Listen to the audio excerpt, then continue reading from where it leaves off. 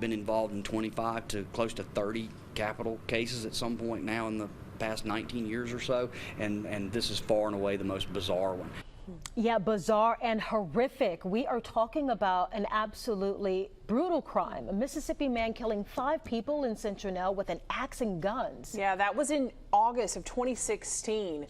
Well, now the defendant, Derrick Dearman, has been scheduled for his execution next month. Fox's Brendan Kirby talked to the family members of some of those victims. He's at the news center. All right, Brendan, 8 years is a long time, but it's actually fast when it comes to the death penalty.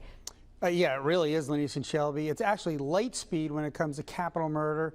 Consider that 8 people on death row from Mobile County have been waiting much longer, including one who first arrived in 1998. Relatives of the victims say that it was traumatizing, but they tell me they're trying not to hate.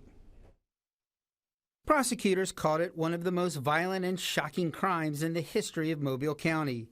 Derrick Dearman, who'd had a stormy relationship with a woman, went into a house in Citronelle with an axe in 2016. 5 people died. Robert Lee Brown, Joseph Turner and his wife Shannon Randall, Justin Reed and his wife Chelsea, as well as her unborn child. You know, certainly it rattled the community. I think it still impacts the community, especially up in Citronelle. But you know, one of the most gruesome homicide scenes that we've had a lot of gruesome ones, but this one was pretty gruesome. Brooklyn Randall was just 19 when her mother died in that massacre.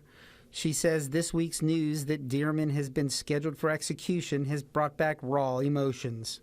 It is very emotional for me and for my family, because it's like tearing a Band-Aid off. So we're having to relive that moment again. But Randall and her uncle, Bryant Randall, say they're trying to get past hate. Bryant Randall lost his pregnant daughter and other family members. He says it took him 5 years to get past his feelings of vengeance. And he says he still believes in the death penalty, but also in healing and forgiveness. I have no hate for doing it, because one day we all gonna be judged, and I hope I'm judged according to my acts, and I hope I can be a good person. I don't condemn them to hell. That's not my place. But I hope he, can go in peace. I have no hatred towards him. Both Mobile County District Attorney Keith Blackwood and Jason Darley, who represented Dearman at trial, say they've never quite seen a capital case move so fast from conviction to execution. They attribute that to Dearman's insistence that lawyers not contest the sentence. In April, he sent a handwritten letter to Alabama Attorney General Steve Marshall indicating that he had fired his lawyers and was asking for the sentence to be carried out. He wrote, "It is not fair to the victims or their families to continue to delay the justice they so rightly deserve. I am guilty and was fairly sentenced to death." Darley says Dearman was the same way at trial.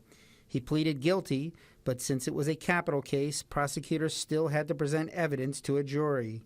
Darley says Dearman wouldn't let his lawyers challenge the evidence. This is what he's wanted to do. I mean, he terminated us, and we were made standby counsel, and he abandoned his defenses, and this is what he wanted to do. Derrick found religion in the jail and was adamant that he wanted to take responsibility and pay for the crimes that he committed and abandon his defenses. Dearman's execution is scheduled to take place sometime between midnight on October 17th and 6 a.m. on October 18th. Governor Kay Ivey says that she has no plans to grant clemency. As for Brian and Brooklyn Randall, both tell me they plan to be there. Reporting live in the News Center, Brendan Kirby, Fox 10 News.